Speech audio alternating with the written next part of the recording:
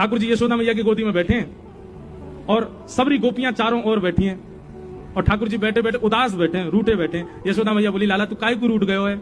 बोले, मैया मैंने जो रात को तोते कही कई बार काम को करवा दे। सब गोपी बोली, मैया कहा कही लाला ने रात को? यशोदा मैया इसकी बोली, अरे कहा बताऊं, रात में मुझे यूं करो मेरा ब्याह कराए दो। मैया अब मैं बूढ़ा है तो जा रहा हूं, मेरा ब्याह करा दो। 3.5 बरस को भयो अभी और यूं करो मैया अब का मेरा ब्याह तू बुढ़ापे में करावेगी, अब तो मेरा उम्र है मेरा ब्याह करा दे। ऐसी ऐसी बातें ने बनावे। सो एक गोपी बोली, अच्छा लाला ब्याह करेगो? बोले हाँ करूंगा।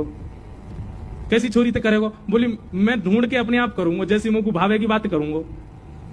तो सब गोपियों ने विनोद में कही, लाला इतनी सारी गोपी बैठी है यहाँ पे, तू अपने आप एक काम के ढूंढ के जो तो को बढ़िया लगे, बाकी गोद में जाके बैठ जाओ, जाके गोद में तू बैठ जाएगा भाई तो तेरा ब्याह करा देंगे। लाला बोलो सांची? बोला हाँ सांची। सो ठाकुर जी यशोदा मैया की गोद पे उठ गए। गोपी इनके घूंघट उठामे, मैया जे तो बूढ़ी है गई जाते ना कर रो।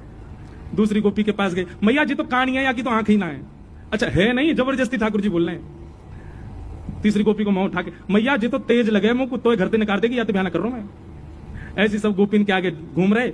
वहीं दूर एक बिना दांत वाली गोपी बैठी, बूढ़ी बिल्कुल 120 वर्ष की।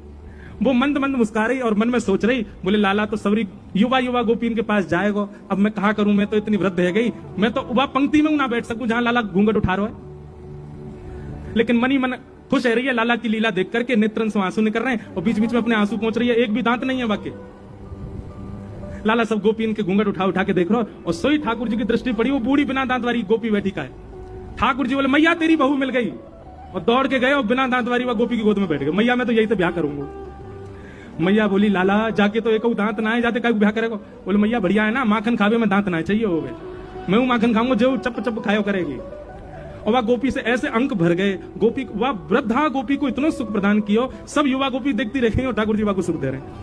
वास्तविकता क्या थी?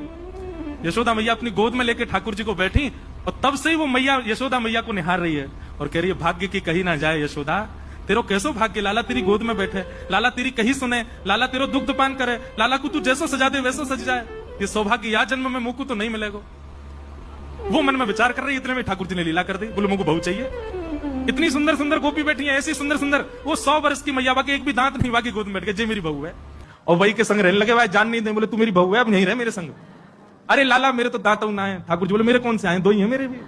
अब ठाकुर जी जब भी निकलते हैं गोकुल में, सबसे पहले वही मैया के घर जामे और घर जाके वो गेट खटा, ए भाऊ जल्दी बाहर पाम छू मेरे, तेरो खसम आयो पाम छू ले।